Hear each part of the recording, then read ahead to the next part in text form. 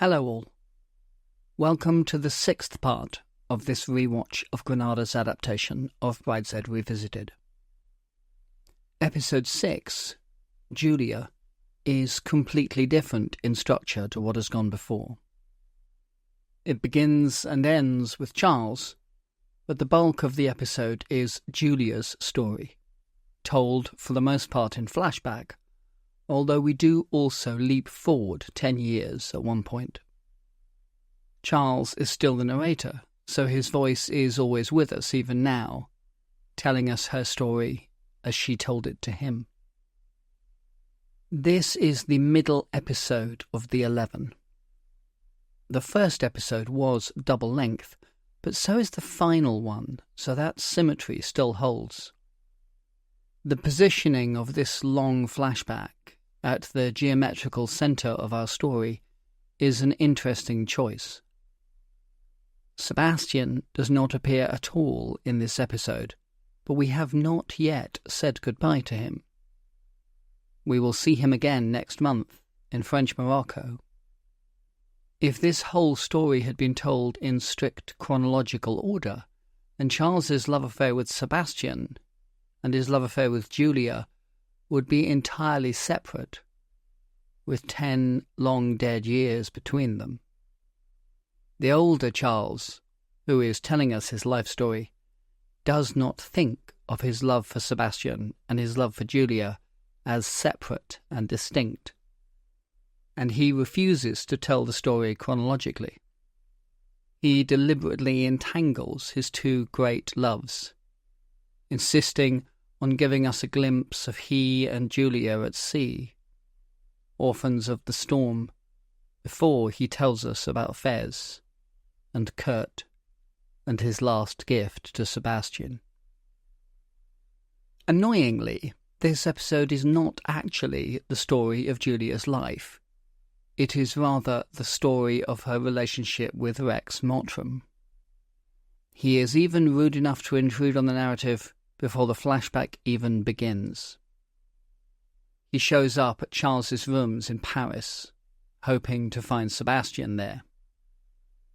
The two of them had been on their way to a clinic in Zurich, and Rex had been lucky at cards and won nearly 300 quid.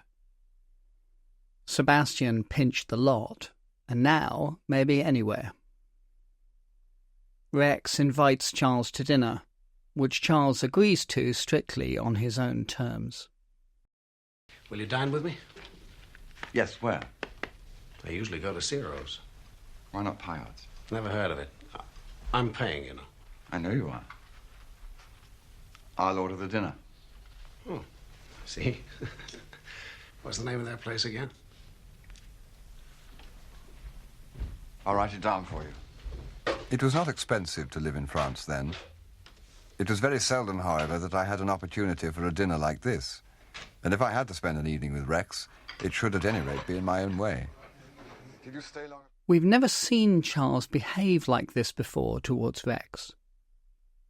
He has done some growing up since that morning when Rex bailed him out of the cells, and he is here now in Paris on his own ground, not anybody's house guest. He has a confidence and a growing maturity that we are seeing really for the first time. Over dinner, Rex regales Charles with his own viewpoint on the flights. He tells him that Lady Marchmain is very ill, and also that the family has less money than they seem to realise. I closed my mind to him as best I could and gave myself to the food before me. But sentences came breaking in on my happiness, recalling me to the harsh, acquisitive world which Rex inhabited. Those were the kind of things he dealt with: mortal illness, debt, and greed. Julia's just rising 20. I don't want to wait till she's of age. But I don't want to marry her without doing the thing properly. Nothing hole in corner. I have to see she isn't junkered out of her proper settlement. His theme was plain. He wanted a woman, he wanted the best on the market, and he wanted her cheap. I've got to the time when notoriety has done its bit. I need setting up solidly, you know. St. Margaret's, Westminster, whatever Catholics have. Royalty. The Prime Minister being photographed going into the church. Rex wants to marry Julia, which her mother does not approve of. Having lost Sebastian, he is now planning on going to Monte Carlo to see Lord Marchmain, who will happily agree to anything that will upset his wife. And here we come to the transition back into the real story of this episode. You sure you won't join me? No thanks, I'm quite happy with this. Well, it's a crime to drink it if you don't really appreciate it. The wedding was at the beginning of June. I saw the notice in the Continental Daily Mail and assumed that Rex had squared the old man. But things did not go as expected. No royalty was present, nor was the Prime Minister, nor were any of Julia's family. It sounded like a hole-in-the-corner affair, but it was not for several years that I heard the full story.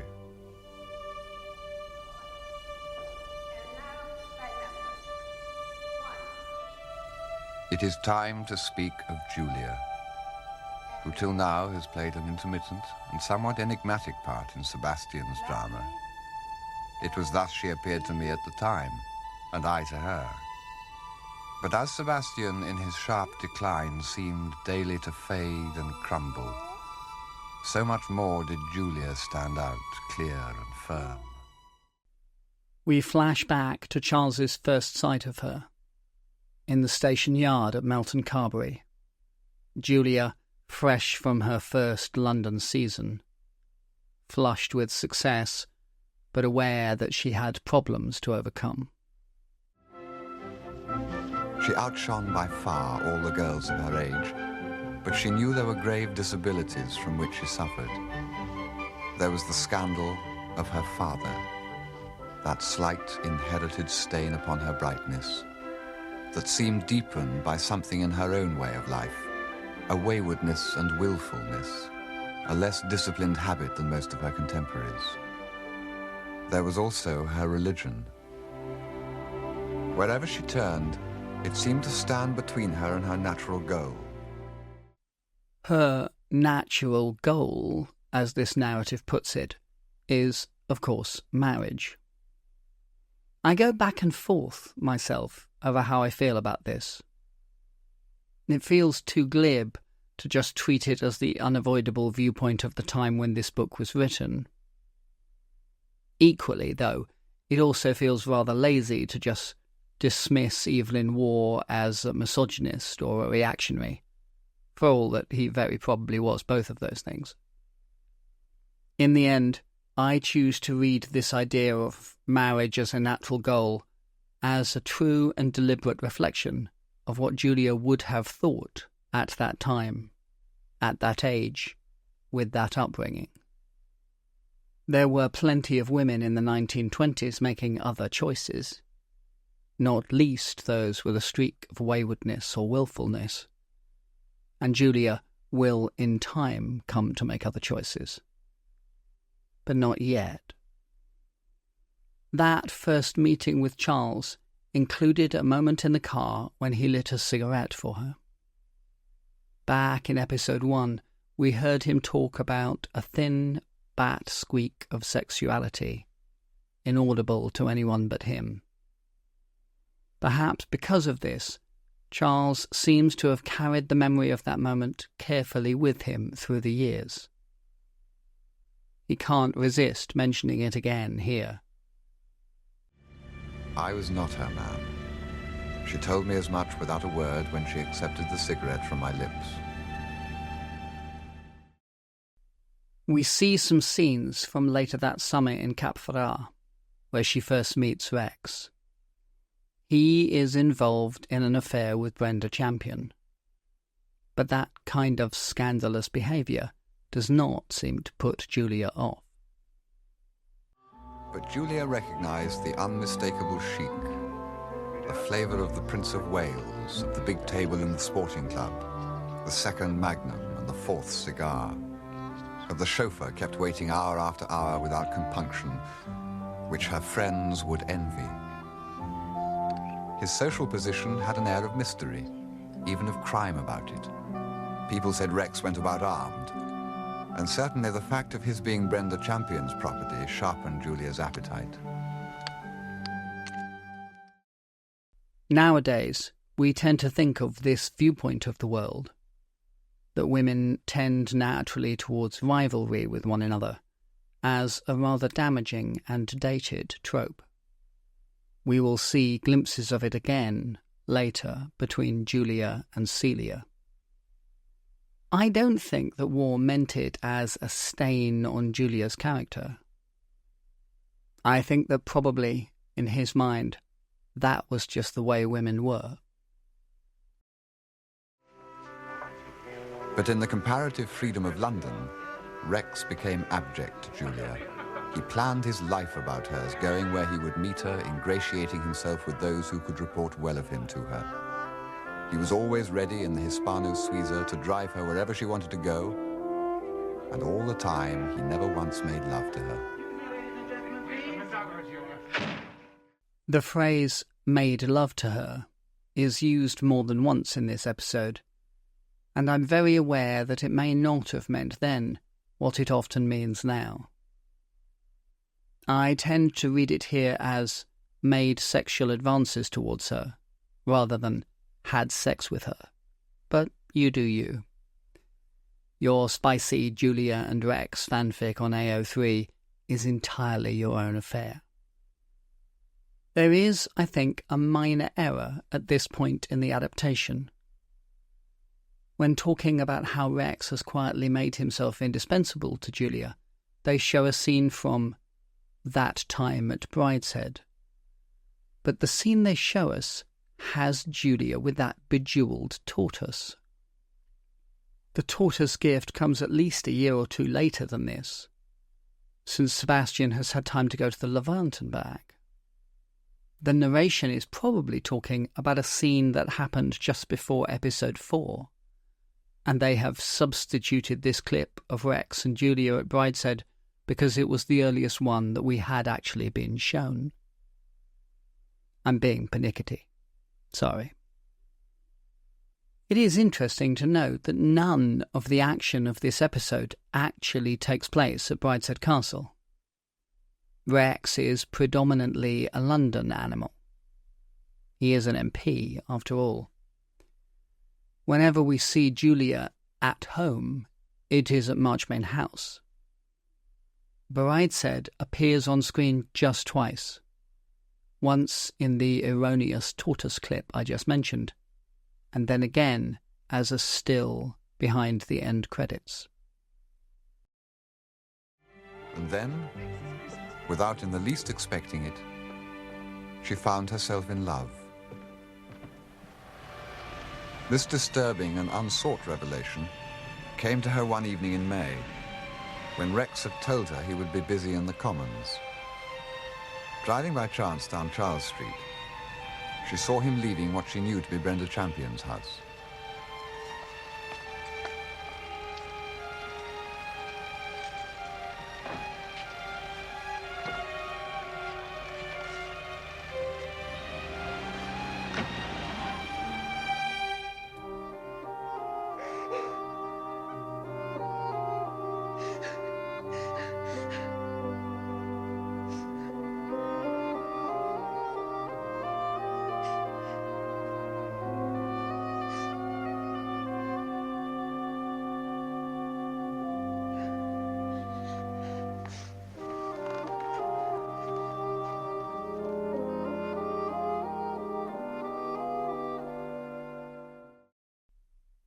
This does seem entirely in keeping with Julia's character as so far shown to us, child of great privilege that she is. I can entirely believe this vision of her taking someone for granted, quite thoughtlessly, quite willing to laugh off the idea of any real emotional connection, oblivious to her actual feelings until confronted with them against her will.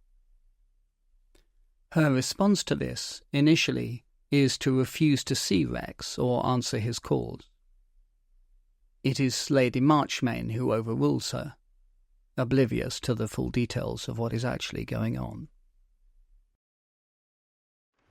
Mr. Mottram is waiting, milady. I showed him into the library. Oh, Mummy, I can't be bothered with him. Do tell him to go away. Thank you, Wilcox. He's not at all kind, Julia.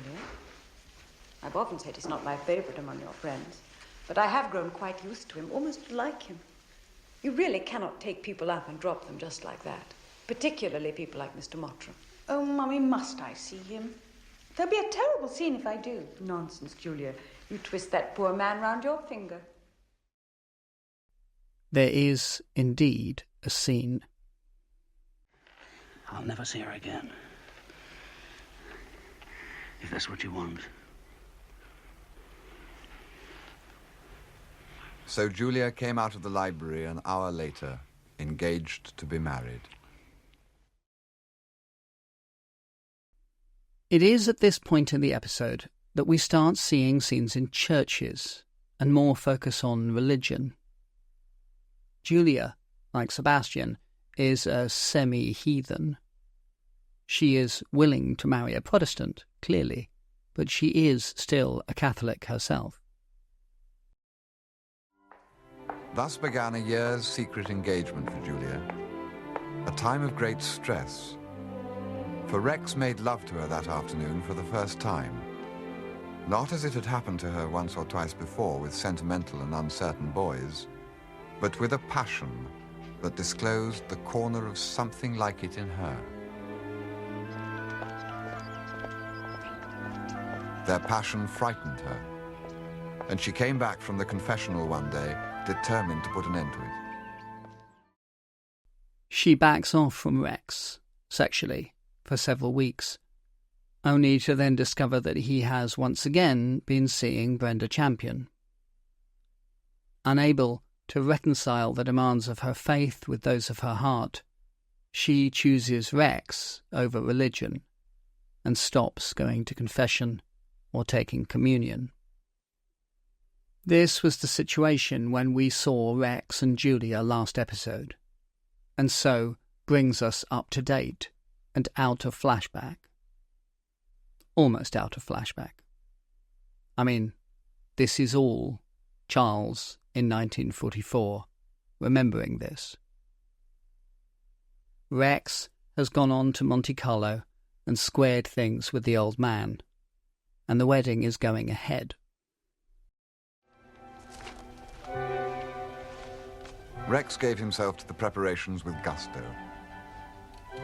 He bought her a ring, not as she expected from a tray at Cartier, but in a back room in Hatton Garden, from a man who brought the stones out of a safe in little bags and displayed them on a writing desk. She was daily surprised by the things Rex knew and the things he did not know. Both at the time added to his attraction.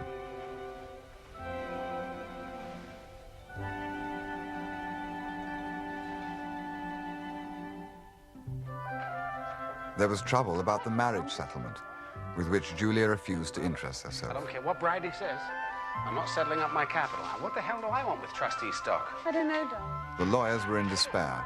Rex absolutely refused to settle any capital. See, I make money work for me. I expect 15 or 20%, and I get it. Now, it's pure waste tying up capital at 3.5. I'm sure it is, darling.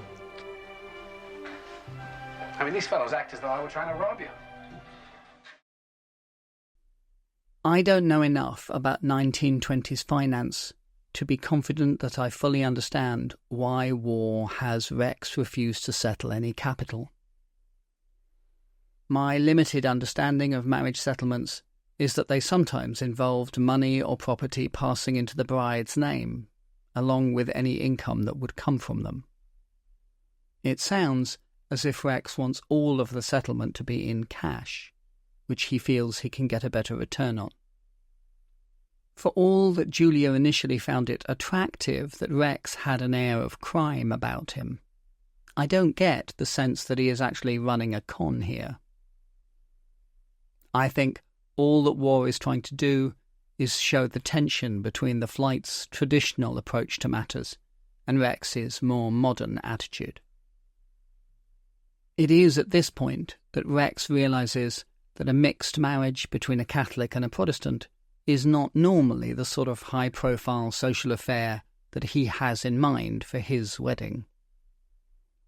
His solution to this, of course, is that he will simply become a Catholic. Problem solved.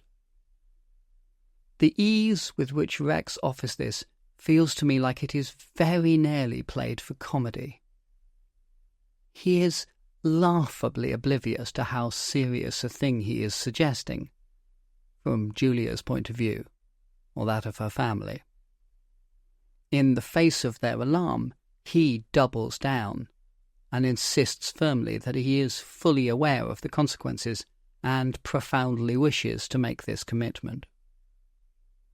This has, of course, a clear echo of Lord Marchmain's conversion while courting Julia's mother.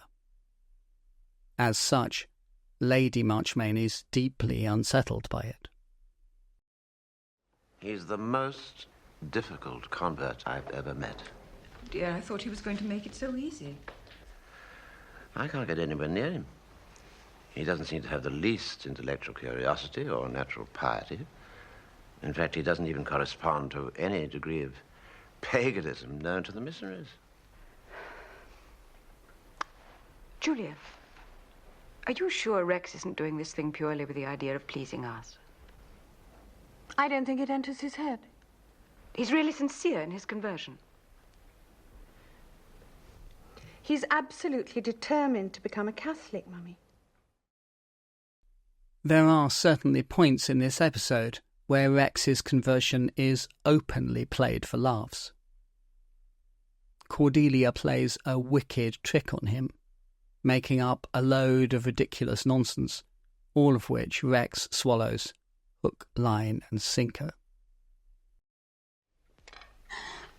What a chump! What a glorious chump! Cordelia, it was you. Oh, Mummy, who would have believed that he would have swallowed it? I told him such a lot besides. About sacred monkeys in the Vatican. And all kinds of things. Well, you've very considerably increased my work. Poor Rex. You know, I think it makes him rather lovable. We must treat him like an idiot child, Father Mowbray.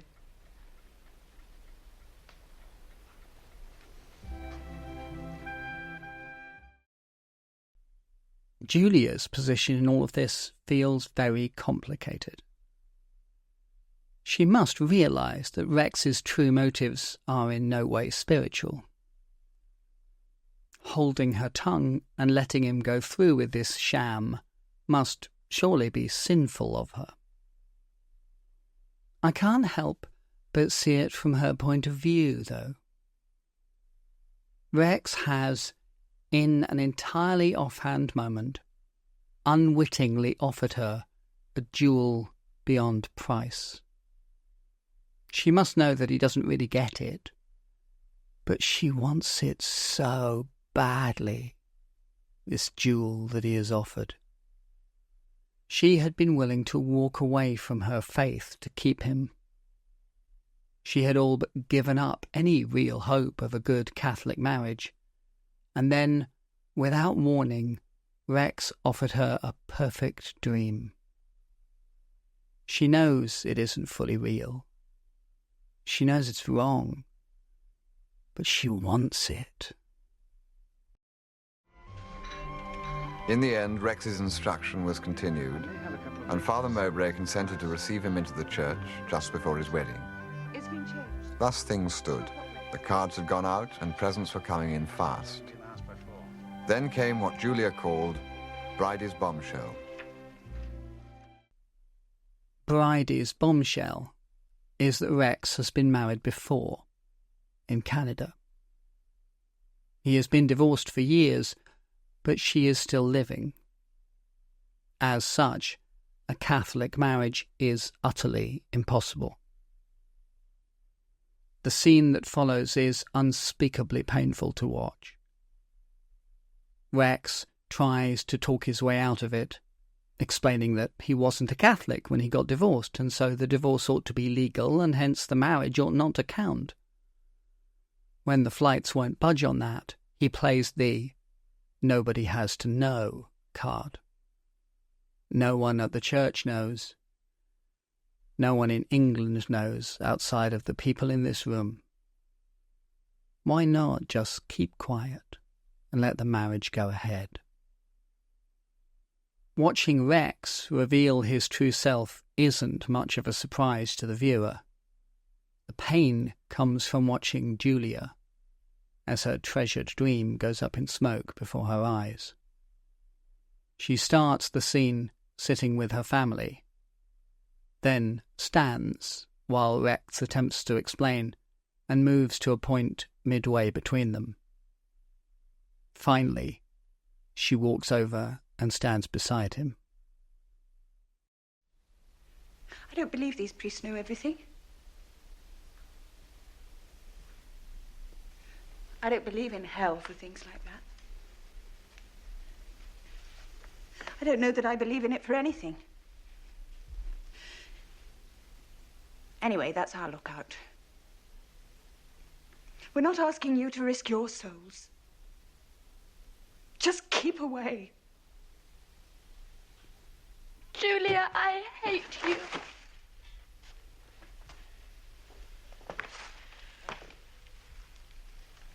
I think we're all very tired.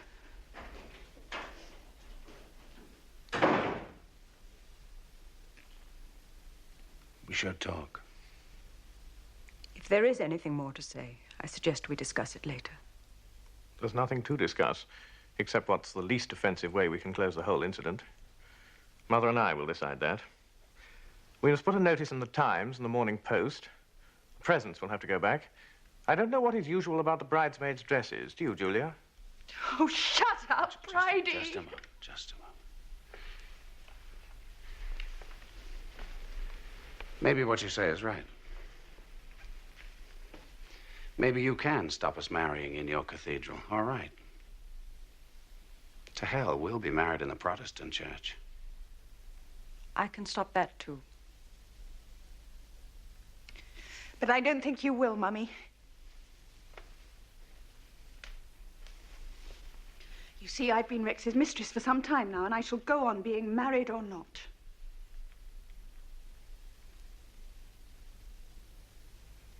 Is this true? No, damn it, it's not. But I wish it were. I see. I can't go on any longer just now. We must discuss this later.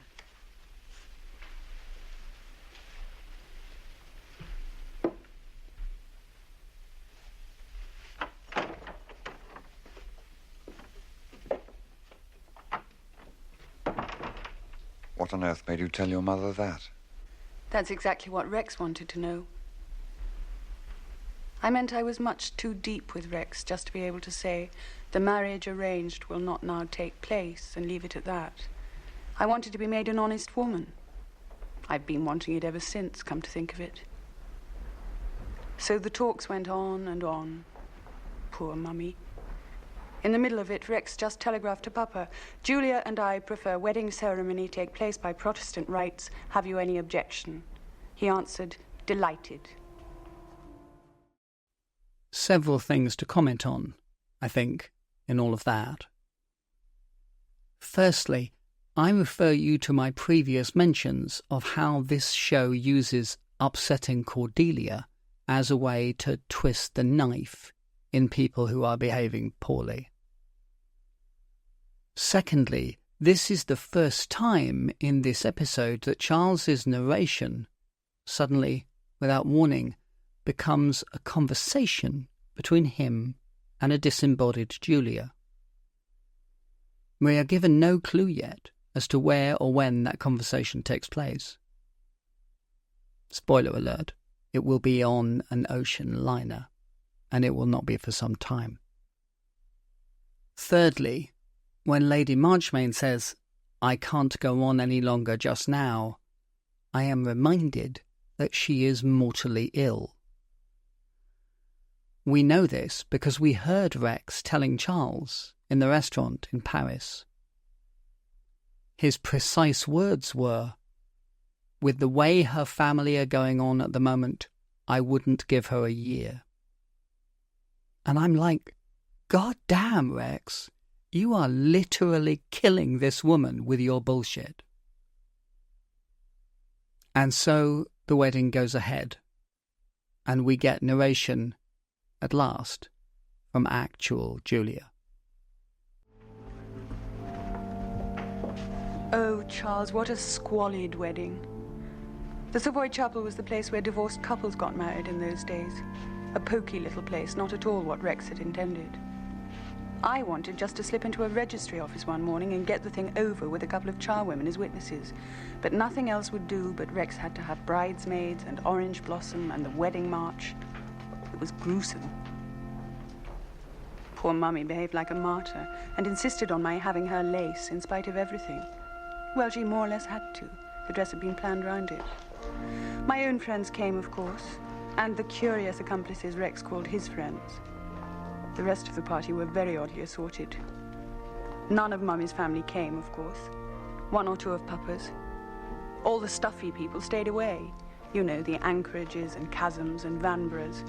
And I thought, thank God for that. They always looked down their noses at me anyhow. But Rex was furious because it was just them he wanted, apparently. Poor Cordelia took it hardest. At first she wouldn't speak to me. Then, on the morning of the wedding, she came bursting in before I was up, straight from Farm Street, in floods of tears, begged me not to marry, then hugged me, gave me a dear little brooch she'd bought, and said she prayed I'd always be happy. Always happy, Charles.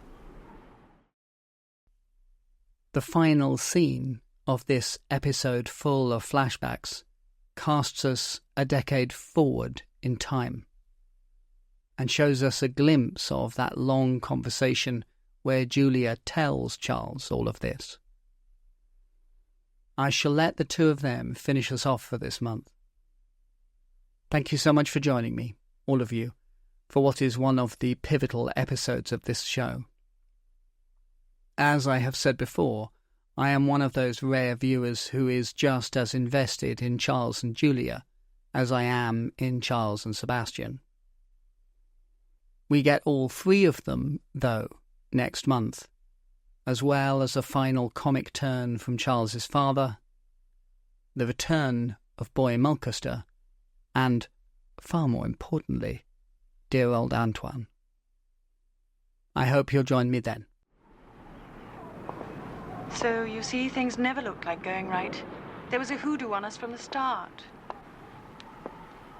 But I was still nuts about Rex. Funny to think of, isn't it? You know, Father Mowbray saw the truth about Rex at once, that it took me a year of marriage to see.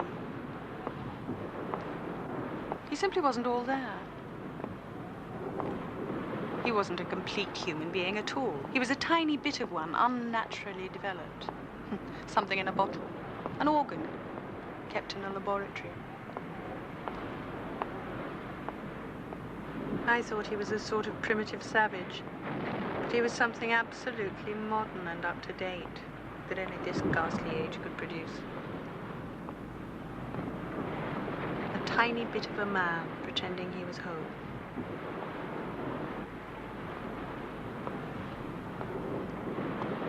Well, it's all over now. It was 10 years later that she said this to me.